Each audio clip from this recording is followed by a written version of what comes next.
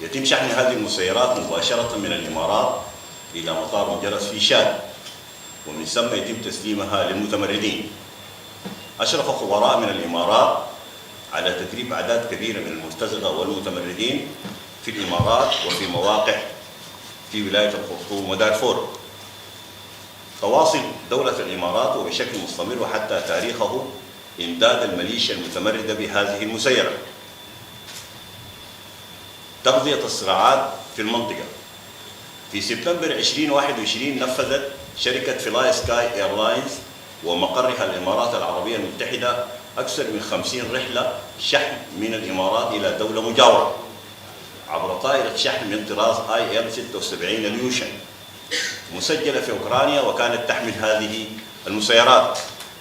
رصدت المعلومات أن شركة الشحن نفسها قد استخدمت لنقل المعدات العسكرية إلى قوات حفتر في ليبيا. إسقاط مسيرات العدو.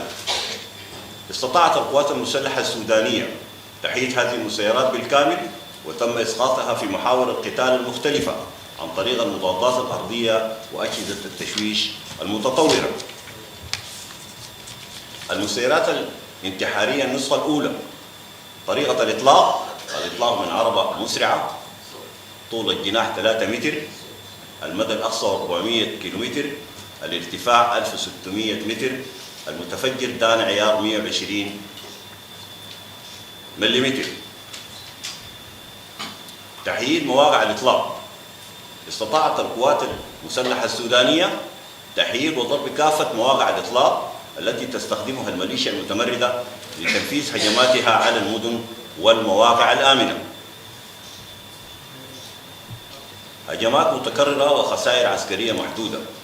استطاعت القوات المسلحة التعامل مع جميع هجمات المسيرات وتم إسقاطها جميعا بنجاح، ولم تحقق هذه المسيرات أي نتائج ميدانية للعدو سوى قتل أعداد كبيرة من المدنيين العزل.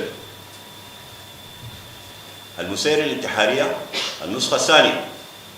بعد فشل النسخة الأولى من المسيرة الانتحارية، زودت دولة الإمارات الميليشيا المتمردة بنوع جديد ومتطور من المسيرات الانتحارية الكبيرة. أوصلت الإمارات أعداد كبيرة من هذه المسيرات إلى المتمردين عبر شاد ثم إلى داخل الحدود السودانية خلال شحنات متكررة عبر معبر أدري الحدودي. طول الجناحين 5 و3 متر، وطول الجسم 3 و2 متر، وتعمل المسيرة بمحرك بنزين.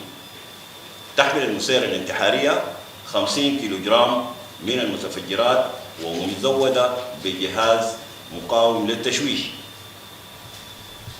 الهجمات على المدن السودانية.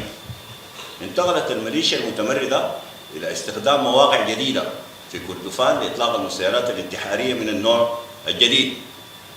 استهدفت الهجمات الأخيرة مدن عطبرة، شندي، درمان، وأخيرا مدينة مروي. فشلت جميع الهجمات من تحقيق أهدافها، وذلك بسبب نجاح المضادات الأرضية وأجهزة التشويش من إسقاطها والتعامل مع المسيرات. الفشل الكبير للمسيرات الانتحارية في تحقيق أهدافها وعدم وجود نتائج ميدانية لهجماتها، بدأت الميليشيا وداعميها في الإمارات تجاد في تطبيق الخطة التالية: تكثيف عمل المسيرات الانتحارية وضرب المواقع بأعداد كبيرة من المسيرات لزيادة فرصة إصابة الأهداف. إدخال استخدام المسيرات الاستراتيجية الكبيرة والتي تستخدم الصواريخ الموجهة